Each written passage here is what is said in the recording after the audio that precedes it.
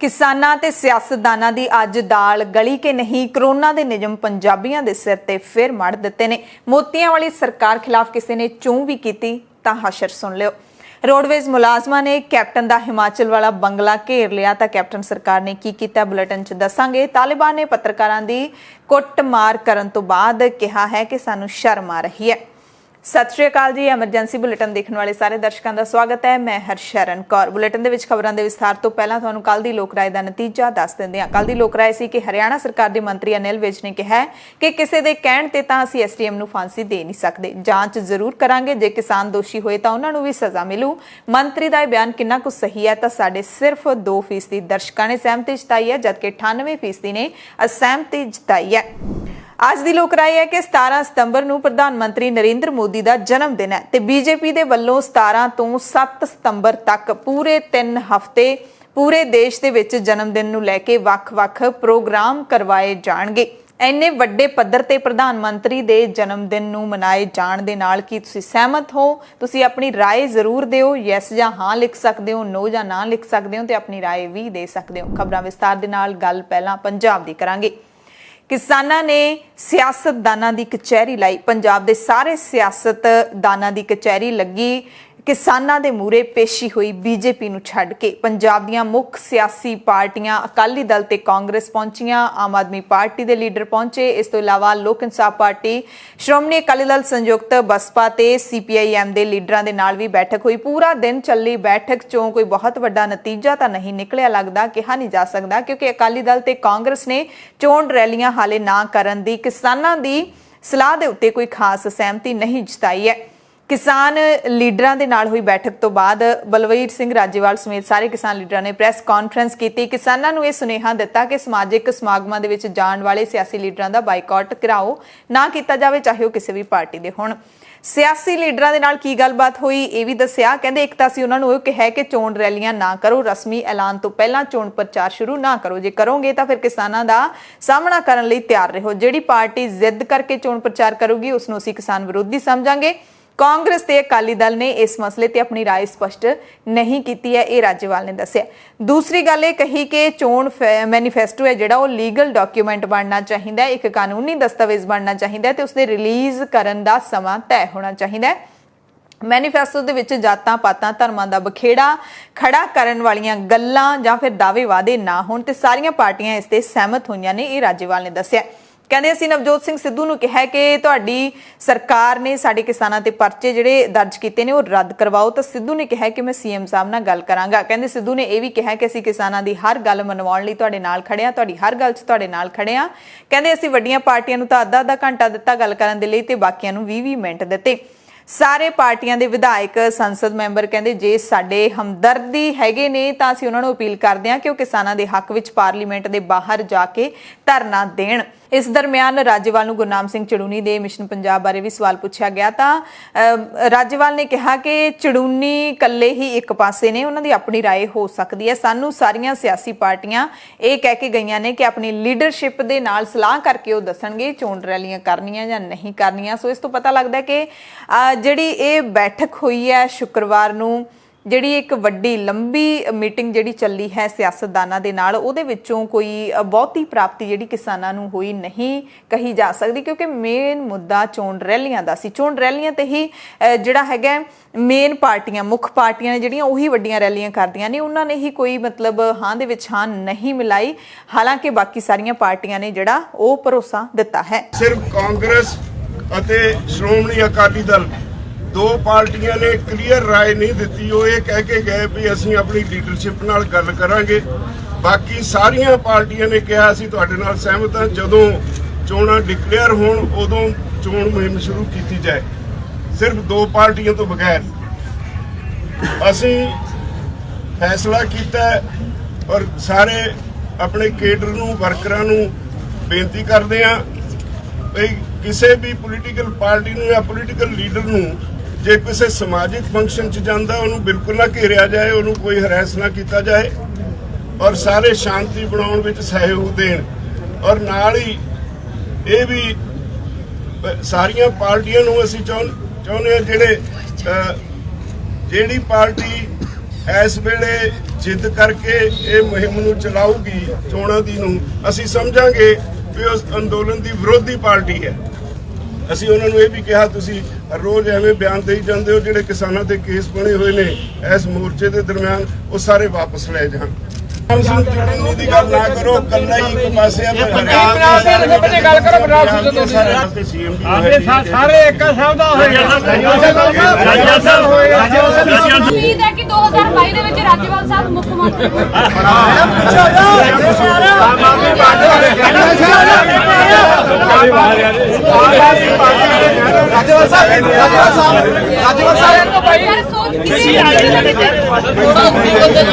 ਹੁਣ ਤੁਹਾਨੂੰ ਉਹ ਵੀ ਸੁਣਾ ਦਿੰਦੇ ਆ ਜੋ ਸਿਆਸੀ ਲੀਡਰਾਂ ਦੇ ਨਾਲ ਬੈਠਕ ਤੋਂ ਬਾਅਦ ਆ ਕੇ ਸਿਆਸਤਦਾਨਾਂ ਨੇ ਬਿਆਨ ਦਿੱਤੇ। ਅਕਾਲੀ ਦਲ ਨੇ ਕਿਸਾਨ ਲੀਡਰਾਂ ਤੋਂ ਰੈਲੀਆਂ ਕਰਨ ਦੀ ਇਜਾਜ਼ਤ ਮੰਗੀ। ਕਿਹਾ ਕਿ ਜਦੋਂ ਸੰਯੁਕਤ ਕਿਸਾਨ ਮੋਰਚੇ ਨੇ ਕੋਈ ਵੀ ਪ੍ਰੋਗਰਾਮ ਉਲੀਕਿਆ ਹੋਵੇਗਾ, ਕੋਈ ਸੱਦਾ ਦਿੱਤਾ ਹੋਵੇਗਾ ਤਾਂ ਉਸ ਵਕਤ ਅਸੀਂ ਆਪਣੀਆਂ ਰੈਲੀਆਂ ਜਿਹੜੀਆਂ ਉਹ ਨਹੀਂ ਕਰਾਂਗੇ, ਉਸ ਦਿਨ ਲਈ ਰੋਕ ਦਿਆ ਕਰਾਂਗੇ। ਪ੍ਰੇਮ ਸਿੰਘ ਚੰਦੂਮਾਜਰਾ ਨੇ ਕਿਹਾ ਕਿ ਅਸੀਂ ਆਪਣੇ ਸੁਝਾਅ ਕਿਸਾਨ ਲੀਡਰਾਂ ਦੇ ਮੂਹਰੇ ਰੱਖੇ ਨੇ ਤੇ ਸਾਨੂੰ ਆਸ ਹੈ ਕਿ ਕਿਸਾਨ ਜਥੇਬੰਦੀਆਂ ਸਾਡੇ ਸੁਝਾਵਾਂ ਦੀ ਜ਼ਰੂਰ ਕਦਰ ਕਰਨਗੀਆਂ। ਪੰਜਾਬ ਦੇ ਵਿੱਚ ਕਹਿੰਦੇ ਚੋਣ ਪ੍ਰਚਾਰ ਦੀ ਸ਼ੁਰੂਆਤ ਆਮ ਆਦਮੀ ਪਾਰਟੀ ਨੇ ਬਾਘਾ ਪੁਰਾਣਾ ਤੋਂ ਕੀਤੀ ਸੀ ਜਦੋਂ ਅਰਵਿੰਦ ਕੇਜਰੀਵਾਲ ਇੱਥੇ ਰੈਲੀ ਕਰਕੇ ਗਏ ਸੀ। ਇਹ ਵੀ ਉਹਨਾਂ ਨੇ ਕਿਹਾ ਕਿ ਚੋਣਾਂ ਦਾ ਸਾਲ ਹੈ, ਰੈਲੀਆਂ ਵੀ ਹੋਣਗੀਆਂ, ਬੈਠਕਾਂ ਵੀ ਹੋਣਗੀਆਂ। ਯਾਨੀ ਕਿ ਕਿਸਾਨਾਂ ਦੀ ਇਹ ਮੰਗ ਨੂੰ ਮੰਨਣ ਲਈ ਤਿਆਰ ਨਹੀਂ ਹੈਗੇ ਇਹ ਲੀਡਰ। ਤੇ ਇਸੇ ਦਰਮਿਆਨ 10 ਸਤੰਬਰ ਵੀ ਇਸੇ ਦਿਨ ਸੀ ਜਿਸ ਦਿਨ ਬੈਠਕ ਹੋਈ ਤੇ 10 ਸਤੰਬਰ ਤੱਕ ਹੀ ਸੁਖਬੀਰ ਬਾਦਲ ਨੇ ਆਪਣੀਆਂ ਚੋਣ ਰੈਲੀਆਂ ਰੋਕੀਆਂ ਹੋਈਆਂ ਸੀ। 11 ਨੂੰ ਹੁਣ ਕੀ ਕਰਨਗੇ ਇਹ ਦੇਖਾਂਗੇ। ਜੇ ਚੋਣ ਆਗਾਜ਼ ਦੀ ਸ਼ੁਰੂਆਤ ਕਿਸੇ ਨੇ ਕੀਤੀ ਤਾਂ ਬਾਘਾ ਪੁਰਾਣਾ ਤੋਂ ਕੇਜਰੀਵਾਲ ਸਾਹਿਬ ਦੀ ਪਾਰਟੀ ਨੇ ਕੀਤੀ ਆ, ਫਿਰ ਉਹ ਤੋਂ ਬਾਅਦ ਸ਼੍ਰੋਮਣੀ ਅਕਾਲੀ ਦਲ ਜਾਂ ਦੂਜੀਆਂ ਪਾਰਟੀਆਂ ਨੇ ਆਪਣਾ ਸ਼ੁਰੂ ਕੀਤਾ ਔਰ ਹੁਣ ਇਲੈਕਸ਼ਨ ਈਅਰ ਦੇ ਵਿੱਚ ਕੁਦਰਤੀ ਤੌਰ ਤੇ ਰੈਲੀਆਂ ਵੀ ਹੋਣੀਆਂ, ਮੀਟਿੰਗਾਂ ਵੀ ਹੋਣੀਆਂ ਔਰ ਅਸੀਂ ਚਾਹੁੰਦੇ ਆ ਕਿ ਕਿਸੇ ਤਰ੍ਹਾਂ ਦਾ ਆਪਸੀ ਟਕਰਾਅ ਨਾ ਹੋਵੇ, ਕਿਸੇ ਤਰ੍ਹਾਂ ਦੀ ਭਰਾਵਾਰੂ ਜੰਗ ਨਾ ਹੋਵੇ। ਜੇ ਕਿਸੇ ਤਰ੍ਹਾਂ ਖੋਰਾ ਲੱਗਦਾ, ਕਿਸੇ ਤਰ੍ਹਾਂ ਢਾਹ ਲੱਗਦੀ ਆ, ਅਸੀਂ ਉਹਨੂੰ ਪੂਰਨ ਲਈ ਤਿਆਰ ਆ। ਉਹਦੇ ਲਈ ਅਸੀਂ ਸੁਝਾਅ ਵੀ ਦਿੱਤੇ ਨੇ ਕਿ ਅਸੀਂ ਆਪਣੇ ਵਰਕਰ ਸ਼ਾਮਲ ਕਰਨ ਨੂੰ ਤਿਆਰ ਆ। ਦਿਨ ਦੱਸ ਦਿਓ, ਜੇ ਕੋਈ ਖਾਸ ਦਿਨ ਨੇ ਤੁਹਾਡੀਆਂ ਇਵੈਂਟਸ ਨੇ, ਅਸੀਂ ਉਹਨਾਂ ਦਿਨਾਂ 'ਚ ਆਪਣੀਆਂ ਰੈਲੀਆਂ ਕੈਂਸਲ ਕਰ ਸਕਦੇ ਆ। ਪਰ ਕਿਸੇ ਤਰ੍ਹਾਂ ਵੀ ਜਿਹੜੇ ਅਸੀਂ ਸੁਝਾਅ ਦਿੱਤੇ ਨੇ ਉਹਨਾਂ ਨੇ ਬੜੇ ਗੰਭੀਰਤਾ ਨਾਲ ਉਹਨਾਂ ਸੁਝਾਵਾਂ ਨੂੰ ਨੋਟ ਕੀਤਾ ਤੇ ਸਾਨੂੰ ਕਿਹਾ ਵੀ ਅਸੀਂ ਸ਼ਾਮ ਨੂੰ ਮੀਟਿੰਗ ਕਰਕੇ ਕੋਈ ਜਿਹੜੇ ਰਾਹ ਨੇ ਤੁਸੀਂ ਵੀ ਸੁਝਾਏ ਨੇ ਉਹਨਾਂ ਦੇ ਆਪਦੇ ਦਿਮਾਗ 'ਚ ਵੀ ਹੋਣਗੇ ਤੇ ਮੇਰਾ ਖਿਆਲ ਆ ਵੀ ਕੋਈ ਨਾ ਕੋਈ ਰਾਹ ਲੱਭੇ ਜਾਣਗੇ। ਕਾਂਗਰਸ ਦੇ ਵਫਦ ਦੇ ਵਿੱਚੋਂ ਕਾਂਗਰਸੀ ਲੀਡਰ ਪ੍ਰਗਟ ਸਿੰਘ ਨੇ ਕਿਹਾ ਕਿ ਗੱਲ ਰੈਲੀ ਦੀ ਨਹੀਂ, ਗੱਲ ਤਾਂ ਸਿਰਫ ਇਹ ਹੈ ਕਿ ਲੋਕਾਂ ਦੇ ਵਿੱਚ ਲੋਕਾਂ ਦੇ ਮੁੱਦਿਆਂ ਨੂੰ ਅਸੀਂ ਲੈ ਕੇ ਜਾਣਾ ਹੈ, ਲੋਕਾਂ ਦੇ ਸੁਨੇਹੇ ਨੂੰ ਲੋਕਾਂ ਤੱਕ ਲੈ ਕੇ ਜਾਣਾ ਹੈ। ਅਸੀਂ ਕਿਸਾਨ ਲੀਡਰਾਂ ਨੂੰ ਕਹਿ ਕੇ ਆਏ ਹਾਂ ਕਿ ਅਸੀਂ ਬਿਲਕੁਲ ਸ਼ਾਂਤੀ ਦੇ ਨਾਲ ਪੰਜਾਬ ਦੇ ਵਿਕਾਸ ਲਈ, ਪੰਜਾਬ ਦੀ ਕਿਸਾਨੀ ਨੂੰ ਸਮਰਪਿਤ ਹੋ ਕੇ ਸਾਰੀਆਂ ਚੀਜ਼ਾਂ ਨੂੰ ਆਉਣ ਵਾਲੇ ਸਮੇਂ 'ਚ ਅੱਗੇ ਲੈ ਕੇ ਜਾਵਾਂਗੇ ਤੇ ਕਿਸਾਨਾਂ ਨੇ ਸਾਡੇ ਨਾਲ ਕਲੀਅਰ ਕੱਟ ਗੱਲ ਕੀਤੀ ਹੈ। ਅਸੀਂ ਨਹੀਂ ਚਾਹੁੰਦੇ ਕਾਂਗਰਸ ਕਰਕੇ ਕਿਸਾਨਾਂ ਨੂੰ, ਕਿਸਾਨੀ ਨੂੰ, ਪੰਜਾਬ ਨੂੰ ਕੋਈ ਢਾਹ ਲੱਗੇ।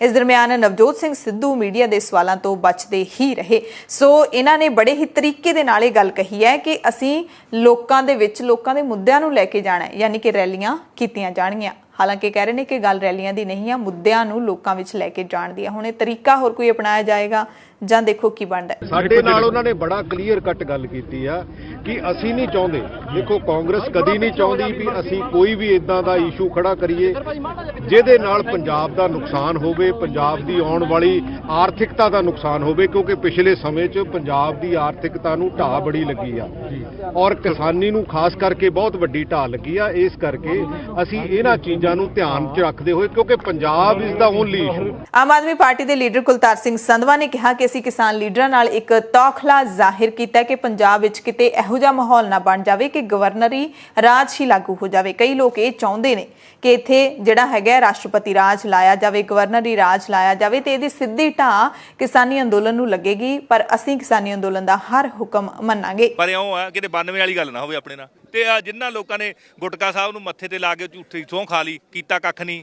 ਜਿਨ੍ਹਾਂ ਨੇ ਆਪ ਆਰਡੀਨੈਂਸ ਬਣਵਾਏ ਬਾਦਲ ਕਿਆਂ ਨੇ ਤੇ ਹੁਣ ਆ ਕੇ ਇੱਥੇ ਥਾਪੀਆਂ ਮਾਰੀ ਜਾਂਦੇ ਆ, ਕਿਤੇ ਮੁੜ ਕੇ ਇਹ ਫੇਰ ਐਡਵਾਂਟੇਜ ਲੈ ਜਾਣ, ਉਹ ਚੀਜ਼ ਵੱਲ ਧਿਆਨ ਰੱਖਿਓ। ਬਾਕੀ ਅਸੀਂ ਨਾਲ ਆ। ਲੋਕ ਇਨਸਾਫ ਪਾਰਟੀ ਦੇ ਮੁਖੀ ਸਿਮਰਜੀਤ ਬੈਂਸ ਨੇ ਕਿਹਾ ਕਿ ਕਿਸਾਨ ਇਸ ਵਕਤ ਸਭ ਤੋਂ ਮਹੱਤਵਪੂਰਨ ਨੇ, ਕਿਸੇ ਵੀ ਤਰ੍ਹਾਂ ਦੀ ਸਿਆਸੀ ਰੈਲੀ ਜਾਂ ਇਕੱਠ ਨਹੀਂ ਹੋਣਾ ਚਾਹੀਦਾ। ਕਹਿੰਦੇ ਮੈਂ ਤਾਂ ਮਿਊਨਿਸਪਲ ਚੋਣਾਂ ਜਦੋਂ ਹੋਈਆਂ ਸੀ ਉਹ ਵੀ ਰੱਦ ਕਰਨ ਦੀ ਮੰਗ ਕੀਤੀ ਸੀ ਤੇ ਬੈਂਸ ਨੇ ਇਸ ਮੌਕੇ ਕਿਸਾਨਾਂ ਦੇ ਕੋਲ ਆਪਣਾ ਰੋਸ ਵੀ ਦਰਜ ਕਰਾਇਆ। ਕਹਿੰਦੇ ਮੈਂ ਰਾਜੇਵਾਲ ਨੂੰ ਕਹਿ ਕੇ ਆਇਆ ਕਿ ਤੁਸੀਂ ਸਾਨੂੰ ਮੀਟਿੰਗ ਦੇ ਲਈ ਕਿਉਂ ਨਹੀਂ ਸੱਦਿਆ, ਕਿ ਤੁਸੀਂ ਸਾਨੂੰ ਸਿਆਸੀ ਪਾਰਟੀ ਨਹੀਂ ਗਿਣਦੇ।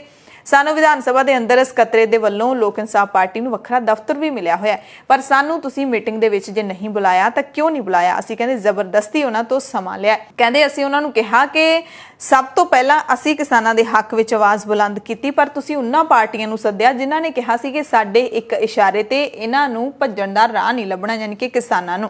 ਕਹਿੰਦੇ ਸਾਨੂੰ ਸੱਦਣ ਤੋਂ ਗੁਰੇਜ਼ ਕਿਉਂ ਕੀਤਾ।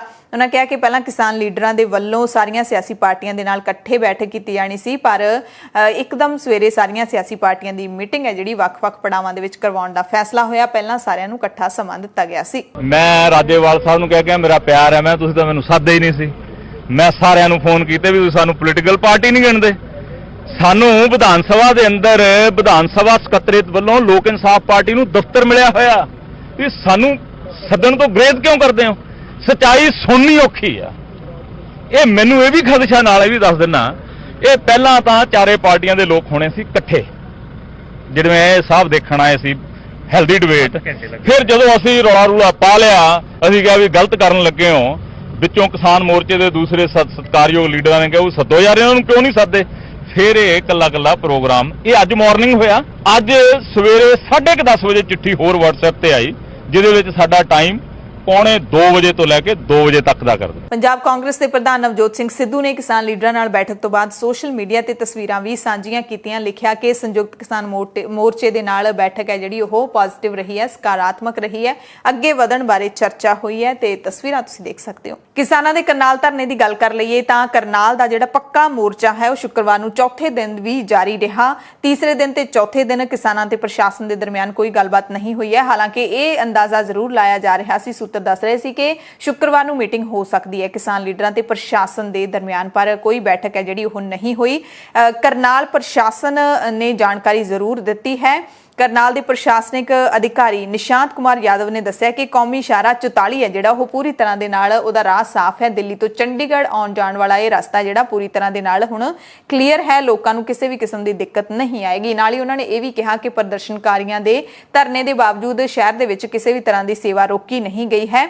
ਵਿਦਿਅਕ ਸੰਸਥਾਵਾਂ ਖੁੱਲੀਆਂ ਨੇ, ਸੜਕਾਂ ਤੇ ਦਫ਼ਤਰ ਨੇ ਜਿਹੜੇ ਉਹ ਵੀ ਚੱਲ ਰਹੇ ਨੇ, ਬਾਜ਼ਾਰ ਵੀ ਨਹੀਂ ਬੰਦ ਹੋਣ ਦਿੱਤੇ ਗਏ ਤੇ ਜਨਤਾ ਨੂੰ ਅਪੀਲ ਕੀਤੀ ਹੈ ਪ੍ਰਸ਼ਾਸਨਿਕ ਅਧਿਕਾਰੀਆਂ ਨੇ ਕਿ ਘਬਰਾਓ ਨਹੀਂ, ਕਾਨੂੰਨ ਵਿਵਸਥਾ ਬਣਾਏ ਰੱਖਣ ਦੇ ਵਿੱਚ ਸਹਿਯੋਗ ਕਰੋ। ਪ੍ਰਸ਼ਾਸਨ ਆਪਣਾ ਦਾਅਵਾ ਕਰ ਰਿਹਾ ਹੈ, ਪਰ ਕਿਸਾਨਾਂ ਨੇ ਪਹਿਲੇ ਦਿਨ ਹੀ ਕਹਿ ਦਿੱਤਾ ਸੀ ਕਿ ਜਿਹੜਾ ਸਕੱਤਰੇਤ ਹੈ ਅਸੀਂ ਉਹਦੇ ਜਿਹੜੇ ਮੁਲਾਜ਼ਮ ਹੈਗੇ ਨੇ ਉਹਨਾਂ ਨੂੰ ਵੀ ਨਹੀਂ ਰੋਕਾਂਗੇ। ਸਕੱਤਰੇਤ ਦੇ ਵਿੱਚ ਮੁਲਾਜ਼ਮ ਬਿਨਾਂ ਕਿਸੇ ਰੋਕ ਟੋਕ ਦੇ ਆ ਸਕਦੇ ਨੇ, ਉਹਨਾਂ ਦਾ ਰਾਹ ਅਸੀਂ ਨਹੀਂ ਰੋਕਾਂਗੇ। ਸਕੱਤਰੇਤ ਨੂੰ ਅਸੀਂ ਜ਼ਰੂਰ ਘੇਰਾ ਪਾਇਆ ਹੋਇਆ, ਪਰ ਮੁਲਾਜ਼ਮਾਂ ਨੂੰ ਅਸੀਂ ਪਰੇਸ਼ਾਨ ਨਹੀਂ ਹੋਣ ਦੇਵਾਂਗੇ। ਤੇ ਸ਼ਹਿਰ ਦੇ ਵਿੱਚ ਜੇ ਲੋਕਾਂ ਦੀ ਜਿਹੜੀ ਹੈਗੀ ਹੈ ਲੋਕਾਂ ਦਾ ਰੁਖ ਦੇਖੀਏ ਤਾਂ ਲੋਕ ਕਿਸਾਨਾਂ ਦੇ ਲਈ ਇੱਥੇ ਲੰਗਰ ਪ੍ਰਸ਼ਾਦਾ ਜਿਹੜਾ ਉਹ ਵਰਤਾ ਰਹੇ ਨੇ। ਕੋਈ ਕਿਸੇ ਤਰੀਕੇ ਦੇ ਨਾਲ ਮਦਦ ਕਰ ਰਿਹਾ ਹੈ, ਕੋਈ ਕਿਸੇ ਤਰੀਕੇ ਦੇ ਨਾਲ ਮਦਦ ਕਰ ਰਿਹਾ ਹੈ। ਇਸ ਦਰਮਿਆਨ ਕਰਨਾਲ ਪ੍ਰਸ਼ਾਸਨ ਨੇ ਇਹ ਵੀ ਜਿਹੜਾ ਦਾਅਵਾ ਕੀਤਾ ਹੈ ਕਿ ਅਸੀਂ ਅੰਦੋਲਨਕਾਰੀ ਜਿਹੜੇ ਹੈਗੇ ਨੇ, ਕਿਸਾਨ ਹੈਗੇ ਨੇ ਤੇ ਸੁਰੱਖਿਆ ਕਰਮੀ ਜਿਹੜੀ ਪੁਲਿਸ ਫੋਰਸ ਉੱਥੇ ਤਾਇਨਾਤ ਕੀਤੀ ਗਈ ਹੈ, ਉਹਨਾਂ ਦੀ ਸਾਂਭ ਸੰਭਾਲ ਦੇ ਲਈ ਅਸੀਂ ਜਿਹੜੇ ਹੈਗੇ ਨੇ ਸਹਾਇਤਾ ਕੇਂਦਰ ਸਥਾਪਿਤ ਕੀਤੇ ਨੇ। ਇਹ ਉਹਨਾਂ ਨੇ ਦਾਅਵਾ ਕੀਤਾ ਹੈ। ਇੱਥੇ ਜਿਹੜੇ ਹੈਗੇ ਨੇ ਮੈਡੀਕਲ ਕੈਂਪ ਨੇ ਉਹ ਲਾਏ ਗਏ ਨੇ ਪ੍ਰਸ਼ਾਸਨ ਦੇ ਵੱਲੋਂ। ਇਹ ਬੜੀ ਜਿਹੜੀ ਦਿਲਚਸਪ ਗੱਲ ਹੈ ਕਿ ਕਹਿੰਦੇ ਨੇ ਕਿ ਅਸੀਂ ਧਰਨਾਕਾਰੀਆਂ ਦੇ ਲਈ ਵੀ ਜਿਹੜਾ ਇਹ ਮਦਦ ਜਾਰੀ ਕੀਤੀ ਹੈ। ਪੰਜਾਬ ਦੇ ਵਿੱਚ ਨਵੇਂ ਐਲਾਨ ਜਾਰੀ ਕਰ ਦਿੱਤੇ ਗਏ ਨੇ, ਨਵੇਂ ਦਿਸ਼ਾ ਨਿਰਦੇਸ਼, ਨਵੀਆਂ ਪਾਬੰਦੀਆਂ ਦਾ ਹੁਕਮ ਹੈ ਜਿਹੜਾ ਉਹ ਕਪਤਾਨ ਸਾਹਿਬ ਨੇ ਦੇ ਦਿੱਤਾ। ਪੰਜਾਬ ਦੇ ਮੁੱਖ ਮੰਤਰੀ ਕੈਪਟਨ ਅਮਰਿੰਦਰ ਸਿੰਘ ਨੇ ਬੈਠਕ ਕੀਤੀ। ਕੋਵਿਡ ਦੇ ਹਾਲਾਤਾਂ ਨੂੰ ਲੈ ਕੇ 30 ਸਤੰਬਰ ਤੱਕ ਕੋਵਿਡ ਪਾਬੰਦੀਆਂ ਵਧਾ ਦਿੱਤੀਆਂ ਗਈਆਂ ਨੇ। ਸਾਰੇ ਸਿਆਸੀ ਅਤੇ ਹੋਰ ਇਕੱਠਾਂ ਦੇ ਵਿੱਚ 300 ਜਣਿਆਂ ਤੋਂ ਵੱਧ ਬੰਦੇ ਦਾਖਲ ਨਹੀਂ ਹੋ ਸਕਦੇ, ਸ਼ਾਮਲ ਨਹੀਂ ਹੋ ਸਕਦੇ। ਹਰ ਇਕੱਠ ਦਾ ਪ੍ਰਬੰਧ ਕਰਨ ਵਾਲੇ ਪ੍ਰਬੰਧਕ ਇਹ ਵੀ ਯਕੀਨੀ ਬਣਾਉਣ ਕਿ ਇਕੱਠ ਦੇ ਵਿੱਚ ਸ਼ਾਮਿਲ ਹੋਣ ਵਾਲਾ ਕੋਈ ਵੀ ਵਿਅਕਤੀ ਜਾਂ ਫਿਰ ਕੋਈ ਵੀ ਸਟਾਫ ਜਿਹੜਾ ਸ਼ਾਮਿਲ ਹੋ ਰਿਹਾ ਹੈ ਉਸ ਦੇ ਟੀਕੇ ਦੀ ਪਹਿਲੀ ਡੋਜ਼ ਜ਼ਰੂਰ ਲੱਗੀ ਹੋਵੇ।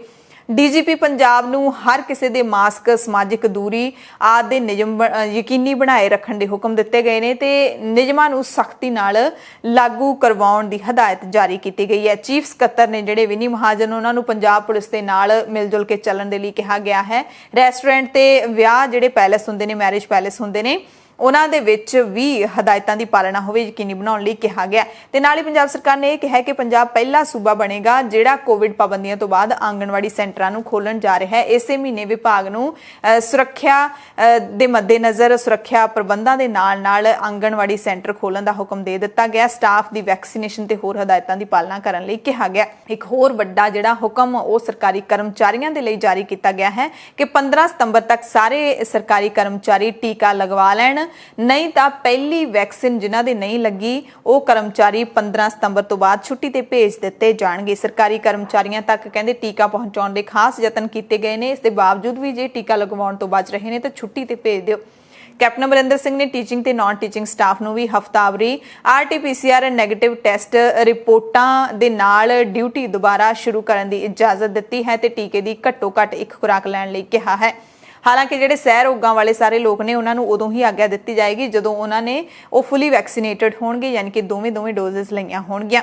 ਮੁੱਖ ਮੰਤਰੀ ਨੇ ਕਿਹਾ ਕਿ ਅਧਿਆਪਕਾਂ, ਬੱਚਿਆਂ ਦੇ ਮਾਪਿਆਂ, ਵਿਕਰੇਤਾਵਾਂ, ਕਿਸੇ ਵੀ ਤਰ੍ਹਾਂ ਦੇ ਵਪਾਰੀਆਂ, ਭੋਜਨ ਮਿਠਾਈ ਦੀਆਂ ਦੁਕਾਨਾਂ ਦੇ ਮਾਲਕਾਂ ਤੇ ਢਾਬਿਆਂ ਦੇ ਕਰਮਚਾਰੀਆਂ ਨੂੰ ਪਹਿਲ ਦੇ ਆਧਾਰ ਤੇ ਵੈਕਸੀਨ ਲਾਈ ਜਾਵੇ। ਸਿਹਤ ਮਾਮਲਿਆਂ ਤੇ ਨੀਤੀ ਆਯੋਗ ਦੇ ਮੈਂਬਰ ਡਾਕਟਰ VK ਪੌਲ ਨੇ ਵੀ ਕੋਰੋਨਾ ਦੇ ਨਾਲ ਜੁੜੀ ਇੱਕ ਵੱਡੀ ਜਾਣਕਾਰੀ ਦਿੱਤੀ ਹੈ ਕਿ ਸਕੂਲਾਂ ਨੂੰ ਮੁੜ ਖੋਲਣ ਦੇ ਲਈ ਬੱਚਿਆਂ ਦੇ ਟੀਕਾਕਰਨ ਦੀ ਸ਼ਰਤ ਨਹੀਂ ਰੱਖੀ ਗਈ ਹੈ, ਕੋਈ ਇਹਦੀ ਲੋੜ ਵੀ ਨਹੀਂ ਹੈ। ਉਹਨਾਂ ਕਿਹਾ ਕਿ ਪੂਰੀ ਦੁਨੀਆ ਦੇ ਵਿੱਚ ਕਿਤੇ ਵੀ ਅਜਿਹਾ ਕੋਈ ਮਾਪਦੰਡ ਨਹੀਂ ਰੱਖਿਆ ਗਿਆ, ਨਾ ਹੀ ਕੋਈ ਡਾਕਟਰ ਜਾਂ ਵਿਗਿਆਨੀ ਸੰਸਥਾ ਨੇ ਇਸ ਦੀ ਵਕਾਲਤ ਕੀਤੀ ਹੈ, ਯਾਨੀ ਕਿ ਇਸ ਦੀ ਲੋੜ ਨਹੀਂ ਹੈ। ਉਹਨਾਂ ਇਹ ਕਿਹਾ ਕਿ ਬੱਚਿਆਂ ਦੇ ਲਈ ਟੀਕਾਕਰਨ ਲਈ WHO ਨੇ ਵੀ ਕੋਈ ਸਿਫਾਰਿਸ਼ ਨਹੀਂ ਕੀਤੀ ਹੈ, ਪਰ ਸਕੂਲਾਂ ਨੂੰ ਖੋਲਣ ਦੇ ਲਈ ਸਕੂਲ ਦੇ ਵਿੱਚ ਜਿਹੜੇ ਪੜ੍ਹਾਉਣ ਵਾਲੇ ਅਧਿਆਪਕ, ਟੀਚਿੰਗ ਨਾਨ ਟੀਚਿੰਗ ਸਟਾਫ ਦਾ ਟੀਕਾਕਰਨ ਜ਼ਰੂਰ ਹੋਣਾ ਚਾਹੀਦਾ ਹੈ। ਬੱਚਿਆਂ ਦੀ ਸੁਰੱਖਿਆ ਜ਼ਰੂਰੀ ਹੈ, ਪਰ ਬੱਚਿਆਂ ਦੇ ਲਈ ਟੀਕਾ ਜ਼ਰੂਰੀ ਨਹੀਂ ਹੈ। PRTC, ਰੋਡਵੇਜ਼ ਅਤੇ ਪਨਬਸ ਮੁਲਾਜ਼ਮਾਂ ਦੀ ਜਿਹੜੀ ਲਗਾਤਾਰ ਜਾਰੀ ਹੜਤਾਲ ਹੈ ਉਹ ਸ਼ੁੱਕਰਵਾਰ ਨੂੰ 5ਵੇਂ ਦਿਨ ਦੇ ਵਿੱਚ ਦਾਖਲ ਹੋ ਗਈ ਤੇ ਸ਼ੁੱਕਰਵਾਰ ਨੂੰ ਇਹਨਾਂ ਮੁਲਾਜ਼ਮਾਂ ਨੇ ਕੈਪਟਨ ਸਾਹਿਬ ਦਾ ਸਿਸਵਾ ਫਾਰਮ ਹਾਊਸ ਘੇਰ ਲਿਆ ਤੇ ਜਦੋਂ ਫਾਰਮ ਹਾਊਸ ਘੇਰ ਲਿਆ ਉਸ ਤੋਂ ਬਾਅਦ ਕੈਪਟਨ ਸਰਕਾਰ ਨੇ ਤੁਰੰਤ ਇਹਨਾਂ ਮੁਲਾਜ਼ਮਾਂ ਦੇ ਨਾਲ ਬੈਠਕ ਸੱਦ ਲਈ। ਸਿਸਵਾ ਵਿੱਚ ਲਾਇਆ ਧਰਨਾ ਤਾਂ ਇਹ ਬੱਸ ਮੁਲਾਜ਼ਮ ਚੱਕ ਦੇਣਗੇ, ਪਰ ਪੂਰੇ ਪੰਜਾਬ ਦੇ ਵਿੱਚ ਬੱਸਾਂ ਦੀ ਹੜਤਾਲ ਹਾਲੇ ਵੀ ਜਾਰੀ ਰਹੇਗੀ ਕਿਉਂਕਿ ਗੱਲਬਾਤ ਦਾ ਹਾਲੇ ਸੱਦਾ ਆਇਆ। ਸਰਕਾਰ ਨੇ ਸੱਦਾ ਖਰੜ ਦੇ SDM ਰਾਹੀਂ ਲਿਖਤੀ ਚਿੱਠੀ ਦੇ ਰੂਪ 'ਚ ਭੇਜਿਆ ਹੈ, ਜਿਹਦੇ ਵਿੱਚ 14 ਸਤੰਬਰ ਨੂੰ ਸਿਵਲ ਸਕੱਤਰੇਤ ਚੰਡੀਗੜ੍ਹ ਦੇ ਕਮਰਾ ਨੰਬਰ 15 ਦੂਜੀ ਮੰਜ਼ਿਲ ਮੁੱਖ ਮੰਤਰੀ ਦਫ਼ਤਰ ਵਿੱਚ ਮੀਟਿੰਗ ਦੇ ਵਿੱਚ ਪਹੁੰਚਣ ਲਈ ਇਹਨਾਂ ਨੂੰ ਕਿਹਾ ਗਿਆ ਹੈ। ਚਿੱਠੀ ਮੁਤਾਬਿਕ ਕੈਪਟਨ ਸੰਦੀਪ ਸਿੰਘ ਸੰਧੂ ਨੇ ਜਿਹੜੇ ਉਹ ਪੰਜਾਬ ਸਰਕਾਰ ਦੇ ਨੁਮਾਇੰਦਿਆਂ ਦੇ ਨਾਲ ਜਥੇਬੰਦੀ ਦੇ ਲੀਡਰਾਂ ਨੂੰ ਮਿਲਾਉਣਗੇ। ਜਥੇਬੰਦੀ ਨੇ ਚਿੱਠੀ ਮਿਲਣ ਤੋਂ ਬਾਅਦ ਵੀ ਹੜਤਾਲ ਜਾਰੀ ਰੱਖਣ ਦਾ ਫੈਸਲਾ ਲਿਆ ਹੈ।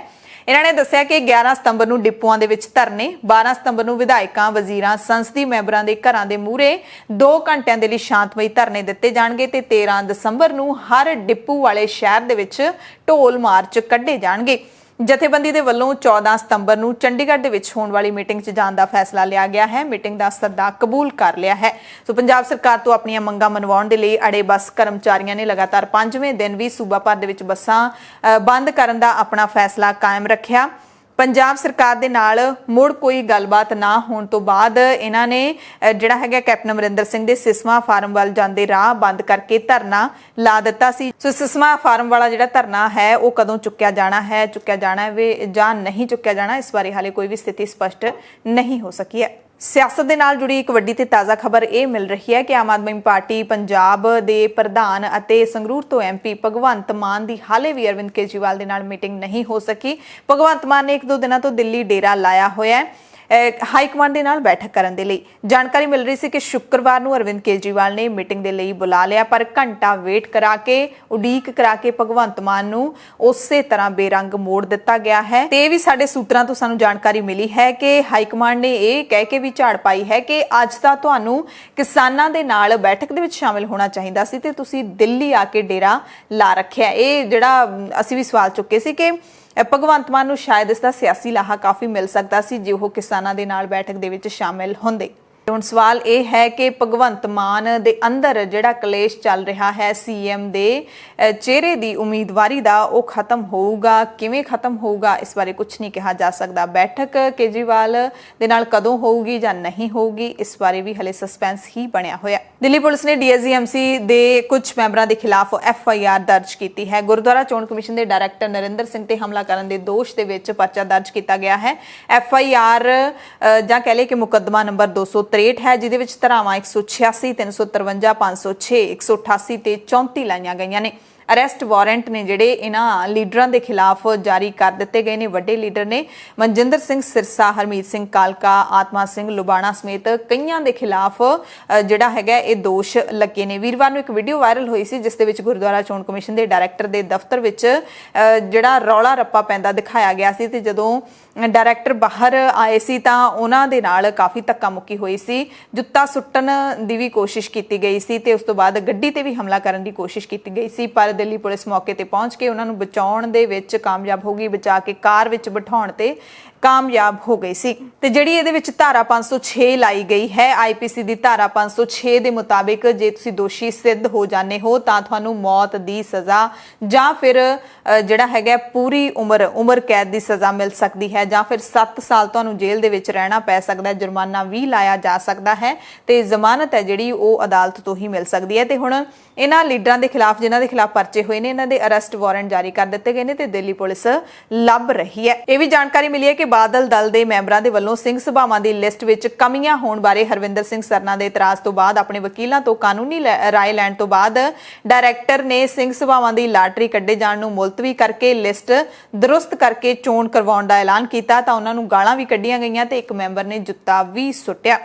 ਇਸ ਕਾਰਵਾਈ ਤੋਂ ਬਾਅਦ ਪਰਚਾ ਦਰਜ ਹੋਣ ਤੋਂ ਬਾਅਦ ਮਨਜਿੰਦਰ ਸਿੰਘ ਸਿਰਸਾ ਡੀਐਸਸੀਐਮਸੀ ਦੇ ਸਾਬਕਾ ਪ੍ਰਧਾਨ ਉਹਨਾਂ ਨੇ ਪ੍ਰੈਸ ਕਾਨਫਰੰਸ ਕੀਤੀ, ਨਾਲ ਹਰਮੀਤ ਸਿੰਘ ਕਾਲਕਾ ਵੀ ਬੈਠੇ ਸੀ ਅਤੇ ਫਿਰ ਵੀ ਧਮਕੀ ਭਰੀਆਂ ਗੱਲਾਂ ਹੀ ਕੀਤੀਆਂ ਗਈਆਂ। ਕਹਿੰਦੇ ਗੁਰਦੁਆਰਾ ਚੋਣ ਕਮਿਸ਼ਨ ਦੇ ਜਿਹੜੇ ਡਾਇਰੈਕਟਰ ਨਰਿੰਦਰ ਸਿੰਘ, ਉਹਨਾਂ ਨੇ ਸਾਡੇ ਮੈਂਬਰਾਂ ਨੂੰ ਕਿਹਾ ਸੀ ਕਿ ਤੁਹਾਡੀ ਇੱਜ਼ਤ ਨਹੀਂ ਰਹਿਣ ਦੇਣੀ, ਤੁਹਾਨੂੰ ਜੁੱਤੀਆਂ ਪੈਣਗੀਆਂ। ਨਰਿੰਦਰ ਸਿੰਘ ਨੇ ਸਾਡੇ ਮੈਂਬਰ ਨੂੰ ਪਰਮਜੀਤ ਸਿੰਘ ਸਰਨਾ ਦਾ ਸਾਥ ਦੇਣ ਲਈ 2 ਕਰੋੜ ਰੁਪਏ ਦੀ ਆਫਰ ਕੀਤੀ। ਸਾਨੂੰ ਪੁਲਿਸ ਦੇ ਰਾਹੀਂ ਦਬਾਉਣ ਦੀ ਕੋਸ਼ਿਸ਼ ਕੀਤੀ ਜਾ ਰਹੀ ਹੈ। ਇਹੋ ਜਿਹੇ ਲੋਕ ਜਿਨ੍ਹਾਂ ਦਾ ਕਿਰਦਾਰ ਨਾ ਹੋਵੇ ਉਹ ਲੋਕ ਮਾਇਆ ਨੂੰ ਵੇਖ ਕੇ ਜੱਫਾ ਪਾ ਲੈਂਦੇ ਨੇ। ਕਹਿੰਦੇ ਡਾਇਰੈਕਟਰ ਨੇ ਸਾਡੇ ਨਾਲ ਮਾੜਾ ਵਤੀਰਾ ਕੀਤਾ ਹੈ, ਅਸੀਂ ਉਹਨਾਂ ਨੂੰ ਜਿੱਥੋਂ ਤੱਕ ਲਿਜਾਣਾ ਪਿਆ ਉੱਥੋਂ ਤੱਕ ਲੈ ਕੇ ਜਾਵਾਂਗੇ। ਡਾਇਰੈਕਟਰ ਦੀ ਨੌਕਰੀ ਹੈ ਜਿਹੜੀ ਉਹ ਵੀ ਜਾਏਗੀ ਤੇ ਉਹਨਾਂ ਨੂੰ ਖਮਿਆਜ਼ਾ ਭੁਗਤਣਾ ਪਏਗਾ। ਅਗਲੀਆਂ ਚੋਣਾਂ ਵਿੱਚ ਅਸੀਂ 40 ਮੈਂਬਰਾਂ ਦੇ ਨਾਲ ਕਮੇਟੀ ਬਣਾਵਾਂਗੇ, ਇਹ ਵੀ ਦਾਅਵਾ ਕੀਤਾ ਸਿਰਸਾ ਨੇ।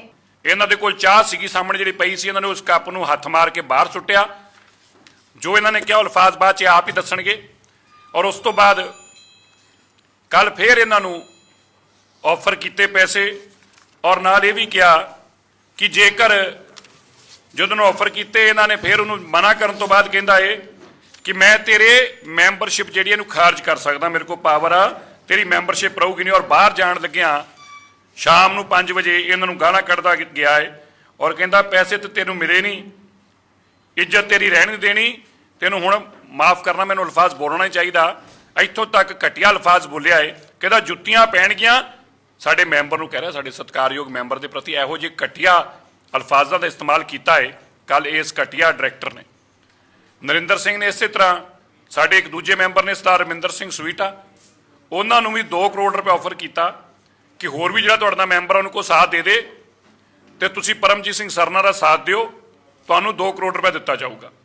ਇਸ ਦੇ ਨਾਲ ਹੀ ਬਦਰਪੁਰ ਦਾ ਐਸਐਚਓ ਜਿਹੜਾ ਏ, ਕਿਹੜਾ ਪੁਲਿਸ ਸਟੇਸ਼ਨ ਆ ਉਹ, ਨਹੀਂ ਉਹਦਾ ਨਾਮ, ਪੁਲਿਸ ਸਟੇਸ਼ਨ ਦਾ ਨਾਮ ਆਇੰਦਾ ਹੁਣ ਯਾਦ ਦੱਸਣਾ, ਉਹਨੇ ਸਾਡੇ ਇੱਕ ਮੈਂਬਰ ਨੂੰ ਥਾਣੇ ਬੁਲਾਇਆ ਜਿੱਥੇ ਪਰਮਜੀਤ ਸਿੰਘ ਸਰਨੇ ਦਾ ਮੁੰਡਾ ਬੈਠਾ ਸੀਗਾ। ਉਹਨੇ ਵੀ ਇਹੀ ਗੱਲ ਕਹੀ ਬੁਲਾ ਕੇ ਕਿ ਜੋ ਤੁਸੀਂ ਪੈਸੇ ਲੈਣੇ ਆ ਤੁਹਾਨੂੰ ਪੈਸੇ ਦਵਾ ਦਿੰਦੇ ਆ, ਪਰਮਜੀਤ ਸਿੰਘ ਸਰਨੇ ਦਾ ਸਾਥ ਦਿਓ। ਪੁਲਿਸ ਹਿਰਾਸਤ ਦੇ ਵਿੱਚ ਹਵਾਲਾਤੀਆਂ ਦੀ ਮੌਤ ਹੋਣਾ ਜਾਂ ਫਿਰ ਜੇਲ੍ਹ ਦੇ ਵਿੱਚ ਸਜ਼ਾ ਭੁਗਤ ਰਹੇ ਕੈਦੀਆਂ ਦੀ ਮੌਤ ਹੋਣਾ, ਇਹ ਲਗਾਤਾਰ ਵਰਤਾਰਾ ਵਰਤ ਰਿਹਾ ਹੈ। ਇਹਨਾਂ ਦੀ ਮੌਤ ਕਿਉਂ ਹੁੰਦੀ ਹੈ, ਇਸ ਬਾਰੇ ਕੋਈ ਵੀ ਪੁਲਿਸ ਵਾਲਾ ਵਿਰਲਾ ਟਾਵਾਂ ਹੀ ਦੋਸ਼ੀ ਪਾਇਆ ਜਾਂਦਾ ਹੈ। ਹੁਣ ਫਰੀਦਕੋਟ ਤੋਂ ਅਜਿਹੀ ਖਬਰ ਮਿਲ ਰਹੀ ਹੈ ਜਿੱਥੇ ਪੁਲਿਸ ਵੱਲੋਂ ਗ੍ਰਿਫਤਾਰ ਕੀਤੇ ਨੌਜਵਾਨ ਦੀ ਪੁਲਿਸ ਹਿਰਾਸਤ ਦੇ ਵਿੱਚ ਮੌਤ ਹੋ ਗਈ ਹੈ। ਸਿਟੀ ਪੁਲਿਸ ਫਰੀਦਕੋਟ ਪਿੰਡ ਮੰਡਵਾਲਾ ਦੇ ਨੌਜਵਾਨ ਸੁਖਵਿੰਦਰ ਸਿੰਘ ਨੂੰ ਗ੍ਰਿਫਤਾਰ ਕਰਨ ਤੋਂ ਬਾਅਦ ਪੁਲਿਸ ਇਥੋਂ ਦੀ ਅਦਾਲਤ ਵਿੱਚ ਪੇਸ਼ ਕਰਨ ਲਈ ਲੈ ਕੇ ਆਈ ਸੀ, ਜਿੱਥੇ ਉਸ ਦੀ ਸਿਹਤ ਖਰਾਬ ਹੋ ਗਈ ਤੇ ਮੌਕੇ ਤੇ ਹੀ ਮੌਤ ਹੋ ਗਈ। ਇਹ ਬੜਾ ਅਜੀਬ ਹੈ। ਤਰਨਤਾਰਨ ਤੋਂ ਖਬਰ ਹੈ ਜਿੱਥੇ ਬੀਐਸਐਫ ਨੇ ਵੀਰਵਾਰ ਰਾਤ ਨੂੰ ਤਰਨਤਾਰਨ ਵਿੱਚ ਹਵੇਲੀਆਂ ਸਰਹੱਦੀ ਚੌਂਕ ਨੇੜੇ ਹੈਰੋਇਨ ਦੇ 6 ਪੈਕੇਟ ਜ਼ਬਤ ਕੀਤੇ। ਚੌਕਸ ਜਵਾਨਾਂ ਨੇ ਰਾਤ ਨੂੰ ਕਰੀਬ 11:15 ਵਜੇ ਪਾਕਿਸਤਾਨ ਵਾਲੇ ਪਾਸਿਓਂ ਆ ਰਹੇ ਡਰੋਨ ਦੀ ਆਵਾਜ਼ ਸੁਣੀ। ਬਾਅਦ ਵਿੱਚ ਖੇਤਾਂ ਵਿੱਚ ਕੁਝ ਡਿੱਗਣ ਦੀ ਆਵਾਜ਼ ਸੁਣੀ। ਡਰੋਨ ਨੇ ਫਿਰ ਪਾਕਿਸਤਾਨ ਵੱਲ ਉਡਾਣ ਭਰੀ ਤੇ ਗਾਇਬ ਹੋ ਗਿਆ। ਜਵਾਨਾਂ ਨੇ ਡਰੋਨ ਤੇ 14 ਗੋਲੀਆਂ ਚਲਾਈਆਂ। ਨੇੜਲੇ ਇਲਾਕੇ ਦੀ ਤਲਾਸ਼ੀ ਲੈਣ ਤੇ ਉਹਨਾਂ ਨੂੰ 6 ਪੈਕੇਟ ਹੈਰੋਇਨ ਬਰਾਮਦ ਹੋਈ। ਬੁਲੇਟਿਨ ਦੀ ਸ਼ੁਰੂਆਤ ਦੇ ਵਿੱਚ ਇੱਕ ਖਬਰ ਇਹ ਸੀ ਕਿ ਮੋਤੀਆਂ ਵਾਲੀ ਸਰਕਾਰ ਦੇ ਖਿਲਾਫ ਜੇ ਕਿਸੇ ਨੇ ਚੂੰ ਵੀ ਕੀਤੀ ਤਾਂ ਹਸ਼ਰ ਕੀ ਹੋਊਗਾ। ਖਬਰ ਇਹ ਹੈ ਕਿ ਪੰਜਾਬ ਦੇ ਸਪੀਕਰ ਰਾਣਾ ਕੰਵਰਪਾਲ ਸਿੰਘ ਰਾਣਾ ਕੇਪੀ ਸਿੰਘ ਨੇ ਪ੍ਰਾਈਵੇਟ ਥਰਮਲ ਪਲਾਂਟ ਨਾਲ ਹੋਏ ਬਿਜਲੀ ਸਮਝੌਤਿਆਂ ਨੂੰ ਰੱਦ ਕਰਵਾਉਣ ਦੀ ਉੱਠ ਰਹੀ ਮੰਗ ਨੂੰ ਸ਼ੁਰੂਆਤ ਦੇ ਵਿੱਚ ਹੀ ਨੱਪ ਦਿੱਤਾ ਹੈ। ਆਮ ਆਦਮੀ ਪਾਰਟੀ ਦੇ ਵਿਧਾਇਕ ਅਮਨ ਅਰੋੜਾ ਵੱਲੋਂ ਵੀ 3 ਮਹੀਨੇ ਪਹਿਲਾਂ ਵਿਧਾਨ ਸਭਾ 'ਚ ਭੇਜੇ ਗਏ ਪ੍ਰਾਈਵੇਟ ਮੈਂਬਰ ਬਿੱਲ ਨੂੰ ਨਾਮਨਜ਼ੂਰ ਕਰ ਦਿੱਤਾ ਹੈ। ਉਹਨਾਂ ਨੇ ਇਹਨਾਂ ਬਿੱਲਾਂ ਦੀ ਯੋਗਤਾ ਤੇ ਹੀ ਪ੍ਰਸ਼ਨ ਚਿੰਨ੍ਹ ਲਾ ਦਿੱਤਾ ਹੈ, ਯਾਨੀ ਕਿ ਸਪੀਕਰ ਨੇ ਕਿਹਾ ਗਿਆ ਕਿ ਸਰਕਾਰੀ ਨਿਯਮਾਂ ਨੂੰ ਪੂਰਾ ਕਰਨ ਤੋਂ ਬਿਨਾਂ ਹੀ ਅਮਨ ਅਰੋੜਾ ਵੱਲੋਂ ਵਿਧਾਨ ਸਭਾ ਨੂੰ ਇਹ ਬਿੱਲ ਭੇਜ ਦਿੱਤੇ ਗਏ ਸੀ, ਜਿਨ੍ਹਾਂ ਨੂੰ ਨਾ ਮਨਜ਼ੂਰ ਕਰਨਾ ਅਧਿਕਾਰ ਖੇਤਰ ਤੋਂ ਬਾਹਰ ਹੈ। ਆਮ ਆਦਮੀ ਪਾਰਟੀ ਦੇ ਵਿਧਾਇਕ ਅਮਨ ਅਰੋੜਾ ਦੇ ਵੱਲੋਂ ਪਿਛਲੇ ਦਿਨੀ ਪੰਜਾਬ ਵਿਧਾਨ ਸਭਾ ਦੇ ਸਪੀਕਰ ਨੂੰ ਪ੍ਰਾਈਵੇਟ ਮੈਂਬਰ ਬਿੱਲ ਲਿਖਤੀ ਤੌਰ ਤੇ ਭੇਜਿਆ ਗਿਆ ਸੀ। ਅਰੋੜਾ ਦੇ ਇਸ ਪੱਤਰ ਦਾ termination of power purchase agreement with 3 IPP bill 2021 ਦੇ ਵਿੱਚ ਸ਼੍ਰੋਮਣੀ ਅਕਾਲੀ ਦਲ ਨੂੰ ਕਟਹਿਰੇ ਵਿੱਚ ਖੜਾ ਕੀਤਾ ਗਿਆ ਸੀ ਕਿ ਪਿਛਲੀ ਅਕਾਲੀ ਭਾਜਪਾ ਸਰਕਾਰ ਵੱਲੋਂ ਇਹ ਲੋਕ ਮਾਰੂ ਬਿਜਲੀ ਸਮਝੌਤੇ ਕੀਤੇ ਗਏ ਸੀ। ਚਿੱਠੀ ਮੁਤਾਬਿਕ ਇਹਦੇ ਨਾਲ ਪੰਜਾਬ ਦੇ ਲੋਕਾਂ ਤੇ ਵਿੱਤੀ ਬੋਝ ਪੈਂਦਾ ਆ ਰਿਹਾ ਹੈ। ਪ੍ਰਾਈਵੇਟ ਬਿੱਲ ਸੰਵਿਧਾਨ ਦੇ ਆਰਟੀਕਲ 21 ਦਾ ਵੇਰਵਾ ਦਿੰਦੇ ਹੋਏ ਕਿਹਾ ਸੀ ਕਿ ਬਿਜਲੀ ਆਵਾਮ ਦੀ ਜ਼ਿੰਦਗੀ ਨਾਲ ਜੁੜਿਆ ਹੋਇਆ ਇੱਕ ਮਹੱਤਵਪੂਰਨ ਮਸਲਾ ਹੈ, ਜਿਸ ਕਰਕੇ ਇਸ ਨੂੰ ਲੋਕਾਂ ਦੀਆਂ ਜੇਬਾਂ ਖਾਲੀ ਕਰਨ ਦੇ ਹਥਿਆਰ ਵਜੋਂ ਨਹੀਂ ਵਰਤਿਆ ਜਾ ਸਕਦਾ। ਮੰਗ ਕੀਤੀ ਗਈ ਸੀ ਕਿ ਜੇਕਰ ਹੁਣ ਵੀ ਇਹਨਾਂ ਬਿਜਲੀ ਸਮਝੌਤਿਆਂ ਨੂੰ ਰੱਦ ਨਾ ਕੀਤਾ ਗਿਆ ਤਾਂ ਆਉਣ ਵਾਲੇ 25 ਸਾਲਾਂ ਦੇ ਵਿੱਚ ਪੰਜਾਬ ਦੇ ਲੋਕਾਂ ਤੇ 70,000 ਕਰੋੜ ਦਾ ਬੇਲੋੜਾ ਵਿੱਤੀ ਭਾਰ ਪਏਗਾ। ਪਰ ਵਿਧਾਨ ਸਭਾ ਦੇ ਉੱਚ ਅਫਸਰਾਂ ਦੇ ਵੱਲੋਂ ਵਿਚਾਰ ਵਟਾਂਦਰਾ ਕਰਨ ਤੋਂ ਬਾਅਦ ਬਿੱਲ ਨੂੰ ਨਾਮਨਜ਼ੂਰ ਕਰ ਦਿੱਤਾ ਗਿਆ ਹੈ। ਅਮਨ ਅਰੋੜਾ ਨੇ ਦਾਅਵਾ ਕੀਤਾ ਹੈ ਕਿ ਪ੍ਰਾਈਵੇਟ ਬਿੱਲ ਤਾਂ ਭੇਜੇ ਸੀ, ਪਰ ਉਹਨਾਂ ਨੂੰ ਨਾਮਨਜ਼ੂਰ ਕੀਤੇ ਜਾਣ ਦੀ ਸੂਚਨਾ ਮੈਨੂੰ ਮਿਲੀ ਹੀ ਨਹੀਂ। ਹਾਲਾਂਕਿ ਉਹਨਾਂ ਨੇ ਕਿਹਾ ਕਿ ਪੰਜਾਬ ਦੀ ਜਨਤਾ ਨੂੰ ਸਮਝੌਤੇ ਰੱਦ ਹੋਣ ਨਾਲ ਵੱਡਾ ਫਾਇਦਾ ਹੋਣਾ ਸੀ, ਪਰ ਬਿੱਲ ਸਰਕਾਰੀ ਘੁੰਮਣ ਘੇਰੀ ਦੇ ਵਿੱਚ ਹੀ ਫਸ ਕੇ ਰਹਿ ਗਿਆ। ਪੰਜਾਬ ਦੇ ਮੁੱਖ ਮੰਤਰੀ ਕੈਪਟਨ ਅਮਰਿੰਦਰ ਸਿੰਘ ਨੇ ਆਪਣੀ ਸਰਕਾਰੀ ਰਿਹਾਇਸ਼ ਦੇ ਉੱਤੇ ਲੋਕਾਂ ਦੀਆਂ ਸ਼ਿਕਾਇਤਾਂ ਸੁਣਨ ਦੇ ਲਈ ਸੀਨੀਅਰ ਕਾਂਗਰਸੀ ਲੀਡਰ ਲਾਲ ਸਿੰਘ ਦੀ ਅਗਵਾਈ ਵਿੱਚ ਵਿਧਾਇਕਾਂ ਦੀ 4 ਮੈਂਬਰੀ ਕਮੇਟੀ ਬਣਾਈ ਹੈ। ਲਾਲ ਸਿੰਘ ਤੋਂ ਇਲਾਵਾ ਕਮੇਟੀ ਵਿੱਚ ਕੁਸ਼ਲਦੀਪ ਸਿੰਘ ਢਿੱਲੋਂ, ਰਾਜਕੁਮਾਰ ਚੱਬੇਵਾਲ ਤੇ ਸੁਰਿੰਦਰ ਡਾਵਰ ਨੂੰ ਸ਼ਾਮਿਲ ਕੀਤਾ ਗਿਆ ਹੈ ਤੇ ਜ਼ਿੰਮੇਵਾਰੀ ਲੈਣ ਤੋਂ ਬਾਅਦ ਲਾਲ ਸਿੰਘ ਨੇ ਕਿਹਾ ਕਿ ਅਸੀਂ ਲੋਕਾਂ ਦੇ ਮਸਲਿਆਂ ਬਾਰੇ ਮੁੱਖ ਮੰਤਰੀ ਨੂੰ ਜਾਣੂ ਕਰਵਾਵਾਂਗੇ। ਉਹਨਾਂ ਕਿਹਾ ਕਿ ਕਮੇਟੀ ਦੇ ਜੋ ਕੋਆਰਡੀਨੇਟਰ ਲਾਏ ਗਏ ਨੇ, ਕਮੇਟੀ ਦੀ ਮੁੱਖ ਮੰਤਰੀ ਦੀ ਸਰਕਾਰੀ ਰਿਹਾਇਸ਼ ਤੇ ਉਹ ਲੋਕਾਂ ਦੇ ਮਸਲਿਆਂ ਨੂੰ ਸੁਣਨਗੇ ਤੇ ਉਹਨਾਂ ਨੂੰ ਹੱਲ ਕਰਵਾਉਣ ਲਈ ਮੁੱਖ ਮੰਤਰੀ ਦਫ਼ਤਰ ਨੂੰ ਕਹਿਣਗੇ। ਪੰਜਾਬ ਦੇ ਸ਼ਾਹੀ ਇਮਾਮ ਹਜ਼ਰਤ ਮੌਲਾਨਾ ਹਬੀਬ ਉਰ ਰਹਿਮਾਨ ਸਾਨੀ ਲੁਧਿਆਣਵੀ ਦਾ ਇੱਕ ਛੋਟੀ ਜਿਹੀ ਬਿਮਾਰੀ ਤੋਂ ਬਾਅਦ ਦੇਹਾਂਤ ਹੋ ਗਿਆ। 63 ਸਾਲ ਦੀ ਉਮਰ ਦੇ ਵਿੱਚ ਵੀਰਵਾਰ ਦੀ ਰਾਤ ਨੂੰ ਮੌਲਾਨਾ ਦੀ ਮੌਤ ਹੋ ਗਈ। ਉਹ ਆਪਣੇ ਪਿੱਛੇ ਪਤਨੀ, ਇੱਕ ਧੀ ਤੇ 2 ਪੁੱਤਰਾਂ ਨੂੰ ਛੱਡ ਗਏ ਨੇ।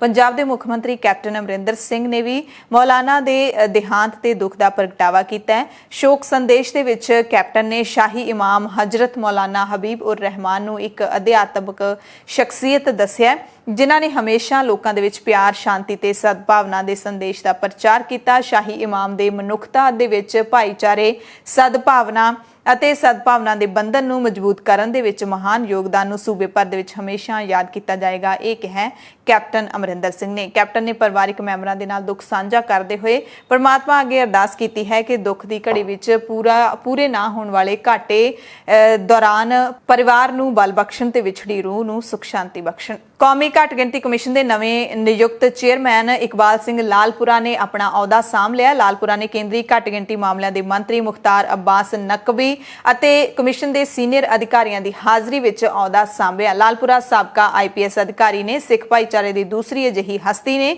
ਜਿਨ੍ਹਾਂ ਨੂੰ ਇਸ ਅਹੁਦੇ ਤੇ ਬਿਠਾਇਆ ਗਿਆ। ਇਸ ਤੋਂ ਪਹਿਲਾਂ 2003 ਦੇ ਵਿੱਚ ਤਰਲੋਚਨ ਸਿੰਘ ਘੱਟ ਗਿਣਤੀ ਕਮਿਸ਼ਨ ਦੇ ਚੇਅਰਮੈਨ ਬਣੇ ਸੀ। ਹੁਣ ਇੱਕ ਦਿਲਚਸਪ ਖਬਰ ਤੁਹਾਨੂੰ ਦੱਸ ਦਿੰਦੇ ਹਾਂ। 17 ਸਤੰਬਰ ਨੂੰ ਪ੍ਰਧਾਨ ਮੰਤਰੀ ਨਰਿੰਦਰ ਮੋਦੀ ਦਾ ਜਨਮ ਦਿਨ ਹੈ ਅਤੇ BJP ਦੇ ਵੱਲੋਂ ਪੂਰੇ 3 ਹਫ਼ਤਿਆਂ ਤੱਕ ਪ੍ਰਧਾਨ ਮੰਤਰੀ ਮੋਦੀ ਦਾ ਜਨਮ ਦਿਨ ਮਨਾਇਆ ਜਾਵੇਗਾ। 17 ਸਤੰਬਰ ਤੋਂ 7 ਅਕਤੂਬਰ ਤੱਕ ਇਹ ਪ੍ਰੋਗਰਾਮ ਨੇ ਜਿਹੜੇ ਚੱਲਣਗੇ। ਵੱਖ-ਵੱਖ ਪ੍ਰੋਗਰਾਮਾਂ ਤਹਿਤ ਪੂਰੇ ਦੇਸ਼ ਦੇ ਵਿੱਚ ਜਸ਼ਨ ਮਨਾਇਆ ਜਾਵੇਗਾ ਤੇ ਜਨਮ ਦਿਨ ਦੇ ਇਹਨਾਂ ਜਸ਼ਨਾਂ ਦੇ ਵਿੱਚ ਨਰਿੰਦਰ ਮੋਦੀ ਦੀਆਂ ਤਸਵੀਰਾਂ ਵਾਲੇ 14 ਕਰੋੜ ਪਲਾਸਟਿਕ ਦੇ ਰਾਸ਼ਨ ਬੈਗ ਵੰਡੇ ਜਾਣਗੇ। 5 crore thank you Modi ji post card ਭੇਜੇ ਜਾਣਗੇ। ਸੋਸ਼ਲ ਮੀਡੀਆ ਤੇ ਇਹਨਾਂ ਪ੍ਰੋਗਰਾਮਾਂ ਦਾ ਖੂਬ ਪ੍ਰਚਾਰ ਕੀਤਾ ਜਾਏਗਾ। BJP ਦੇ ਕੌਮੀ ਜਨਰਲ ਸਕੱਤਰ ਅਰੁਣ ਸਿੰਘ ਨੇ ਇਹਨਾਂ ਪ੍ਰੋਗਰਾਮਾਂ ਦੀ ਪੁਸ਼ਟੀ ਕੀਤੀ ਹੈ। ਅਰੁਣ ਸਿੰਘ ਨੇ ਕਿਹਾ ਕਿ ਖੂਨਦਾਨ ਕੈਂਪ ਲਾਏ ਜਾਣਗੇ, ਮੁਫਤ ਹੈਲਥ ਚੈੱਕਅਪ ਕੈਂਪ ਲੱਗਣਗੇ, ਵੈਕਸੀਨ ਡਰਾਈਵ ਨੂੰ ਤੇਜ਼ ਕੀਤਾ ਜਾਵੇਗਾ, ਹੋਰ ਵੀ ਕਈ ਪ੍ਰੋਗਰਾਮ ਕਰਵਾਏ ਜਾਣਗੇ ਤੇ ਪਾਰਟੀ ਵੱਲੋਂ ਇਹਨਾਂ ਪ੍ਰੋਗਰਾਮਾਂ ਦਾ ਪ੍ਰਬੰਧ ਉਸ ਵਕਤ ਕੀਤਾ ਜਾ ਰਿਹਾ ਹੈ ਜਦੋਂ UP ਦੀਆਂ ਚੋਣਾਂ ਬਿਲਕੁਲ ਸਿਰ ਤੇ ਆ ਗਈਆਂ ਨੇ। UP ਦੀਆਂ ਚੋਣਾਂ ਨੇੜੇ ਨੇ। ਸੋ ਨਰਿੰਦਰ ਮੋਦੀ ਦੇ ਜਨਮ ਦਿਨ ਨੂੰ ਥੈਂਕ ਯੂ ਮੋਦੀ ਜੀ ਵਜੋਂ ਮਨਾਉਣ ਦੇ ਪਿੱਛੇ BJP ਦੀ ਕੀ ਸੋਚ ਹੋ ਸਕਦੀ ਹੈ, ਇਹ ਤੁਸੀਂ ਖੁਦ ਹੀ ਸੋਚ ਲਿਓ। ਤੇ UP ਦੀਆਂ ਚੋਣਾਂ ਨੂੰ ਲੈ ਕੇ ਸੰਯੁਕਤ ਕਿਸਾਨ ਮੋਰਚੇ ਨੇ ਵੀ ਇੱਕ ਜਾਣਕਾਰੀ ਦਿੱਤੀ ਹੈ। ਮੋਰਚੇ ਨੇ ਕਿਹਾ ਹੈ ਕਿ UP ਦੇ ਲਖਨਊ ਦੇ ਵਿੱਚ ਸੰਯੁਕਤ ਕਿਸਾਨ ਮੋਰਚੇ ਦੇ ਵੱਲੋਂ 2 ਦਿਨਾਂ ਬੈਠਕ ਕੀਤੀ ਗਈ ਹੈ। ਮਿਸ਼ਨ ਉੱਤਰ ਪ੍ਰਦੇਸ਼ ਦੀ ਯੋਜਨਾ ਬਣਾਉਣ ਦੇ ਲਈ 85 ਕਿਸਾਨ ਜਥੇਬੰਦੀਆਂ ਇਸ ਬੈਠਕ ਦੇ ਵਿੱਚ ਸ਼ਾਮਿਲ ਹੋਈਆਂ ਤੇ ਸ਼ੁਰੂਆਤ ਦੇ ਲਈ 3 ਮੈਂਬਰੀ ਕਮੇਟੀ ਦਾ ਗਠਨ ਕੀਤਾ ਗਿਆ ਹੈ ਤੇ ਕਿਸਾਨਾਂ ਨੇ ਮਿਸ਼ਨ ਉੱਤਰ ਪ੍ਰਦੇਸ਼ ਜਿਹੜਾ ਸ਼ੁਰੂ ਕੀਤਾ ਹੈ, ਜਿਹਦਾ ਮਤਲਬ ਹੈ ਕਿ UP ਦੇ ਵਿੱਚੋਂ BJP ਨੂੰ ਭਜਾਉਣਾ ਹੈ। ਅਫਗਾਨਿਸਤਾਨ ਦੀਆਂ ਕੁਝ ਅਹਿਮ ਅਪਡੇਟਸ ਤੁਹਾਨੂੰ ਦੱਸ ਦਿੰਦੇ ਹਾਂ। ਪੱਤਰਕਾਰਾਂ ਨੂੰ ਕੁੱਟਣ ਤੋਂ ਬਾਅਦ ਤਾਲਿਬਾਨ ਨੂੰ ਥੋੜੀ ਜਿਹੀ ਸ਼ਰਮ ਆਈ ਹੈ। ਪੱਤਰਕਾਰਾਂ ਦੀ ਕੁੱਟਮਾਰ ਤੋਂ ਬਾਅਦ ਤਾਲਿਬਾਨ ਨੇ ਆਪਣੀ ਜ਼ਹਿਰੀਲੀ ਜ਼ੁਬਾਨ ਖੋਲ੍ਹਦਿਆਂ ਕਿਹਾ ਹੈ ਕਿ ਭਵਿੱਖ ਦੇ ਵਿੱਚ ਅਸੀਂ ਅਜਿਹੀਆਂ ਘਟਨਾਵਾਂ ਤੋਂ ਬਚਾਂਗੇ। ਤਾਲਿਬਾਨ ਦੇ ਮੈਂਬਰ ਅਨਾਮੁੱਲਾ ਸਮਾਨਗਨੀ ਨੇ ਕਿਹਾ ਕਿ ਲੰਘੇ ਕੁਝ ਦਿਨਾਂ ਦੇ ਵਿੱਚ ਰਿਪੋਰਟਰ ਅਫਗਾਨਿਸਤਾਨ ਦੇ ਵਿੱਚ ਪੀੜਤ ਹੋਏ ਨੇ, ਇਸ ਲਈ ਅਸੀਂ ਸ਼ਰਮਿੰਦਾ ਹਾਂ। ਅਸੀਂ ਉਹਨਾਂ ਦੀਆਂ ਚੁਣੌਤੀਆਂ ਨੂੰ ਸੁਲਝਾਉਣ ਦੀ ਕੋਸ਼ਿਸ਼ ਕਰ ਰਹੇ ਹਾਂ। ਅਫਗਾਨਿਸਤਾਨ ਦੇ ਵਿੱਚ ਪੱਤਰਕਾਰਾਂ ਦੇ ਖਿਲਾਫ ਹਿੰਸਾ ਵਿੱਚ ਵਾਧੇ ਤੇ ਰਿਪੋਰਟਰਸ ਵਿਦਆਊਟ ਬਾਰਡਰਸ ਯਾਨੀ ਕਿ RSF ਨੇ ਚਿੰਤਾ ਜ਼ਾਹਿਰ ਕੀਤੀ ਹੈ। RSF ਨੇ ਅਫਗਾਨਿਸਤਾਨ ਡੈਸਕ ਦੇ ਮੁਖੀ ਰੇਜ਼ਾ ਮੋਇਨੀ ਦਾ ਕਹਿਣਾ ਹੈ ਕਿ 7 ਅਤੇ 9 ਸਤੰਬਰ ਨੂੰ 48 ਘੰਟਿਆਂ ਦੇ ਦੌਰਾਨ ਤਾਲਿਬਾਨ ਨੇ 24 ਪੱਤਰਕਾਰਾਂ ਨੂੰ ਹਿਰਾਸਤ ਵਿੱਚ ਲਿਆ ਸੀ, ਜਿਨ੍ਹਾਂ ਨੂੰ ਬਾਅਦ ਵਿੱਚ ਛੱਡ ਦਿੱਤਾ ਗਿਆ ਸੀ। 8 ਸਤੰਬਰ ਨੂੰ ਨਿੱਜੀ ਅਖਬਾਰ ਇਤਲਾਤ-ਏ-ਰੋਜ਼ ਨੇ ਕਿਹਾ ਸੀ ਕਿ ਉਹਨਾਂ ਦੇ 5 ਰਿਪੋਰਟਰਾਂ ਨੂੰ ਤਾਲਿਬਾਨ ਨੇ ਅਫਗਾਨਿਸਤਾਨ ਦੀ ਰਾਜਧਾਨੀ ਕਾਬੁਲ ਦੇ ਵਿੱਚ ਔਰਤਾਂ ਦਾ ਪ੍ਰਦਰਸ਼ਨ ਕਵਰ ਕਰਨ ਤੇ ਹਿਰਾਸਤ ਵਿੱਚ ਲਿਆ। ਉਹਨਾਂ ਨੇ ਦਾਅਵਾ ਕੀਤਾ ਸੀ ਕਿ 2.5 ਰਿਪੋਰਟਰਾਂ ਨੂੰ ਬਹੁਤ ਹੀ ਬੁਰੀ ਤਰ੍ਹਾਂ ਦੇ ਨਾਲ ਕੁੱਟਿਆ ਗਿਆ ਸੀ। ਦੇਸ਼ ਦੇ ਵਿੱਚ ਕੁਝ ਰਿਪੋਰਟਰਾਂ ਦਾ ਇਹ ਵੀ ਕਹਿਣਾ ਹੈ ਕਿ ਤਾਲਿਬਾਨ ਨੇ ਉਹਨਾਂ ਦੇ ਕੰਮ ਕਰਨ ਉੱਤੇ ਰੋਕ ਲਾ ਦਿੱਤੀ ਹੈ। ਸੋ ਹੁਣ ਤਾਲਿਬਾਨ ਨੇ ਕਿਹਾ ਤਾਂ ਇਹ ਹੈ ਕਿ ਅਸੀਂ ਭਵਿੱਖ ਦੇ ਵਿੱਚ ਅਜਿਹੀਆਂ ਘਟਨਾਵਾਂ ਤੋਂ ਬਚਾਂਗੇ, ਪਰ ਇਹ ਤਾਂ ਭਵਿੱਖ ਹੀ ਦੱਸੂਗਾ। ਅਮਰੀਕੀ ਰਾਸ਼ਟਰਪਤੀ ਜੋ ਬਾਈਡਨ ਨੇ ਕਿਹਾ ਕਿ ਤਾਲਿਬਾਨ ਦੀ ਅੰਤਰਿਮ ਸਰਕਾਰ ਅੰਤਰਰਾਸ਼ਟਰੀ ਭਾਈਚਾਰੇ ਅਤੇ ਅਮਰੀਕਾ ਦੀਆਂ ਉਮੀਦਾਂ ਤੇ ਖਰੀ ਨਹੀਂ ਉਤਰੀ ਤੇ ਸਰਕਾਰ ਦੇ ਵਿੱਚ ਸ਼ਾਮਿਲ ਕੁਝ ਲੋਕਾਂ ਦੇ ਪਿਛੋਕੜ ਦੇ ਬਾਰੇ ਵੀ ਅਮਰੀਕਾ ਨੇ ਚਿੰਤਾ ਪ੍ਰਗਟ ਕੀਤੀ ਹੈ। ਜਿਵੇਂ UN ਨੇ ਕਿਹਾ ਸੀ ਕਿ 14 ਜਣੇ ਜਿਹੜੇ ਸਰਕਾਰ ਦੇ ਵਿੱਚ ਸ਼ਾਮਿਲ ਨੇ ਉਹ ਕਾਲੀ ਸੂਚੀ ਦੇ ਵਿੱਚ ਦਾਖਲ ਨੇ। ਸਾਊਦੀ ਅਰਬ ਨੇ ਤਾਲਿਬਾਨ ਸਰਕਾਰ ਬਣਨ ਤੋਂ ਬਾਅਦ ਆਪਣੀ ਪਹਿਲੀ ਪ੍ਰਤੀਕਿਰਿਆ ਜ਼ਾਹਿਰ ਕਰਦੇ ਹੋਏ ਤਾਲਿਬਾਨੀ ਸਰਕਾਰ ਦਾ ਖੁੱਲ੍ਹ ਕੇ ਸਮਰਥਨ ਕੀਤਾ। ਵਿਦੇਸ਼ ਮੰਤਰੀ ਪ੍ਰਿੰਸ ਫੈਜ਼ਲ ਬਿਨ ਫਰਹਾਨ ਅਲ ਨੇ ਕਿਹਾ ਹੈ ਕਿ ਤਾਲਿਬਾਨ ਦੇ ਅੰਦਰੂਨੀ ਮਾਮਲੇ ਵਿੱਚ ਕਿਸੇ ਤਰ੍ਹਾਂ ਦੀ ਦਖਲ ਅੰਦਾਜ਼ੀ ਸਵੀਕਾਰ ਨਹੀਂ ਕਰਾਂਗੇ। ਸਾਊਦੀ ਅਰਬ ਦੇ ਵਿਦੇਸ਼ ਮੰਤਰੀ ਨੇ ਵੀ ਕਿਹਾ ਕਿ ਅਸੀਂ ਅਫਗਾਨਿਸਤਾਨ ਦੀ ਪ੍ਰਭੂਸੱਤਾ ਦਾ ਸਤਿਕਾਰ ਕਰਦੇ ਹਾਂ ਤੇ ਇਸ ਮੁਸ਼ਕਿਲ ਸਮੇਂ ਦੇ ਨਾਲ ਨਜਿੱਠਣ ਦੇ ਵਿੱਚ ਸਹਾਇਤਾ ਪ੍ਰਦਾਨ ਕਰਨ ਦਾ ਵੀ ਉਹਨਾਂ ਨੇ ਵਾਅਦਾ ਕੀਤਾ ਹੈ।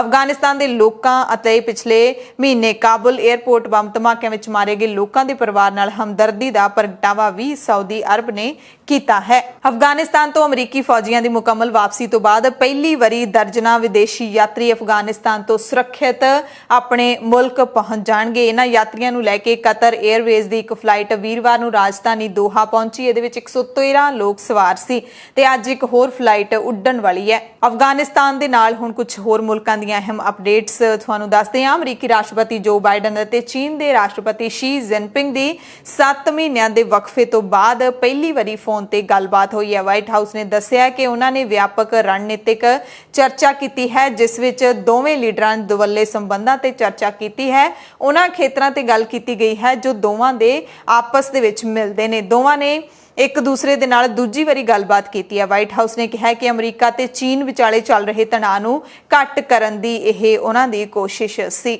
ਅਮਰੀਕੀ ਰਾਸ਼ਟਰਪਤੀ ਜੋ ਬਾਈਡਨ ਨੇ ਮੁਲਕ ਦੀਆਂ ਵੱਡੀਆਂ ਕੰਪਨੀਆਂ ਦੇ ਕਰਮਚਾਰੀਆਂ ਦੇ ਲਈ ਇੱਕ ਸਖਤ ਐਲਾਨ ਕੀਤਾ ਹੈ। ਕੋਵਿਡ-19 ਨਾਲ ਨਜਿੱਠਣ ਦੇ ਲਈ ਹੁਣ ਵੱਡੀਆਂ ਕੰਪਨੀਆਂ ਦੇ ਸਾਰੇ ਕਰਮਚਾਰੀਆਂ ਲਈ ਵੈਕਸੀਨ ਲਾਉਣਾ ਜ਼ਰੂਰੀ ਕਰ ਦਿੱਤਾ ਗਿਆ। ਨਵੇਂ ਹੁਕਮਾਂ ਦੇ ਤਹਿਤ ਹੁਣ ਵੱਡੀਆਂ ਕੰਪਨੀਆਂ ਦੇ ਮੁਲਾਜ਼ਮਾਂ ਨੂੰ ਵੈਕਸੀਨ ਲਗਵਾਉਣੀ ਹੋਏਗੀ ਜਾਂ ਹਰ ਹਫ਼ਤੇ ਕੋਵਿਡ-19 ਦੀ ਜਾਂਚ ਕਰਾਉਣੀ ਹੋਵੇਗੀ। ਨਵੇਂ ਨਿਯਮਾਂ ਦੇ ਤਹਿਤ ਲੱਖਾਂ ਸਰਕਾਰੀ ਕਰਮਚਾਰੀਆਂ ਦੇ ਲਈ ਵੀ ਵੈਕਸੀਨ ਲਗਵਾਉਣੀ ਜ਼ਰੂਰੀ ਕਰ ਦਿੱਤੀ ਗਈ ਹੈ।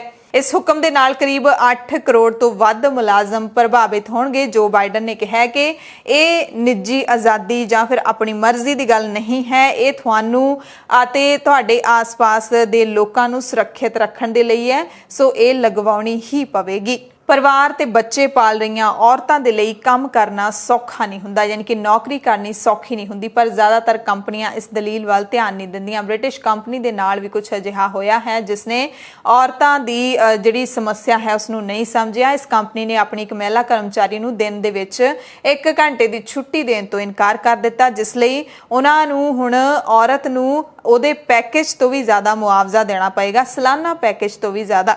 ਡੇਲੀ ਮੇਲ ਦੀ ਰਿਪੋਰਟ ਦੇ ਮੁਤਾਬਿਕ ਐਲਿਸ ਥਾਮਸਨ ਲੰਡਨ ਸਥਿਤ ਇੱਕ ਰੀਅਲ ਐਸਟੇਟ ਕੰਪਨੀ ਵਿੱਚ ਵਿਕਰੀ ਮੈਨੇਜਰ ਸੀ। ਉਸਦੀ ਇੱਕ ਛੋਟੀ ਜਿਹੀ ਬੱਚੀ ਹੈ ਤੇ ਆਪਣੀ ਬੱਚੀ ਨੂੰ ਨਰਸਰੀ ਦੇ ਵਿੱਚੋਂ ਪਿਕ ਕਰਨ ਦੇ ਲਈ ਉਸਨੇ ਕੰਪਨੀ ਤੋਂ ਹਫ਼ਤੇ ਦੇ ਵਿੱਚ 4 ਦਿਨ ਸ਼ਾਮ ਨੂੰ 6 ਵਜੇ ਦੀ ਬਜਾਏ ਸ਼ਾਮ 5 ਵਜੇ ਤੱਕ ਕੰਮ ਕਰਨ ਦੀ ਇਜਾਜ਼ਤ ਮੰਗੀ ਸੀ। ਕੰਪਨੀ ਨੇ ਉਸਦੀ ਮੰਗ ਨੂੰ ਖਾਰਿਜ ਕਰ ਦਿੱਤਾ ਸੀ। ਬ੍ਰਿਟਿਸ਼ ਕੰਪਨੀ ਮੈਨਰਸ ਐਸਟੇਟ ਦੇ ਇਨਕਾਰ ਤੋਂ ਬਾਅਦ ਐਲਿਸ ਥਾਮਸਨ ਨੂੰ ਆਪਣੀ ਨੌਕਰੀ ਛੱਡਣੀ ਪਈ।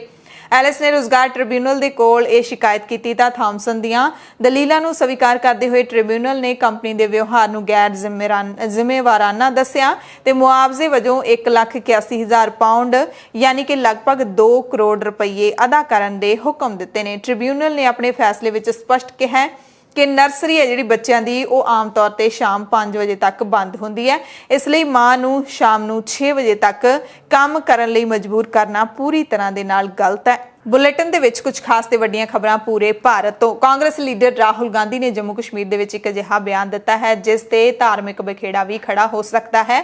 ਰਾਹੁਲ ਗਾਂਧੀ ਨੇ ਜੰਮੂ ਦੇ ਵਿੱਚ ਹਿੰਦੂ ਦੇਵੀਆਂ ਦੀ ਉਦਾਹਰਣ ਦਿੰਦੇ ਹੋਏ ਕਿਹਾ ਕਿ ਬੀਜੇਪੀ ਕਰਕੇ ਦੁਰਗਾ, ਲక్ష్ਮੀ ਅਤੇ ਸਰਸਵਤੀ ਦੇਵੀ ਦੀਆਂ ਸ਼ਕਤੀਆਂ ਘਟੀਆਂ ਨੇ ਕਿਉਂਕਿ ਜੰਮੂ ਕਸ਼ਮੀਰ ਦੀ ਅਰਥ ਵਿਵਸਥਾ, ਟੂਰਿਜ਼ਮ ਅਤੇ ਵਪਾਰ ਨੂੰ ਚੋਟ ਪਹੁੰਚੀ ਹੈ। ਬੀਜੇਪੀ ਦੀਆਂ ਨੀਤੀਆਂ ਤੇ ਸਵਾਲ ਚੱਕਦੇ ਹੋਏ ਰਾਹੁਲ ਨੇ ਕਿਹਾ ਕਿ ਹਿੰਦੁਸਤਾਨ ਦੇ ਵਿੱਚ ਨੋਟਬੰਦੀ ਅਤੇ GST ਦੇ ਨਾਲ ਮਾਂ ਲక్ష్ਮੀ ਦੀ ਸ਼ਕਤੀ ਘਟੀ ਹੈ ਜਾਂ ਫਿਰ ਵਧੀ ਹੈ। ਕਿਸਾਨਾਂ ਦੇ ਲਈ ਬਣਾਏ ਗਏ 3 ਕਾਲੇ ਕਾਨੂੰਨਾਂ ਦੇ ਨਾਲ ਦੁਰਗਾ ਮਾਂ ਦੀ ਸ਼ਕਤੀ ਘਟੀ ਹੈ ਜਾਂ ਫਿਰ ਵਧੀ ਹੈ।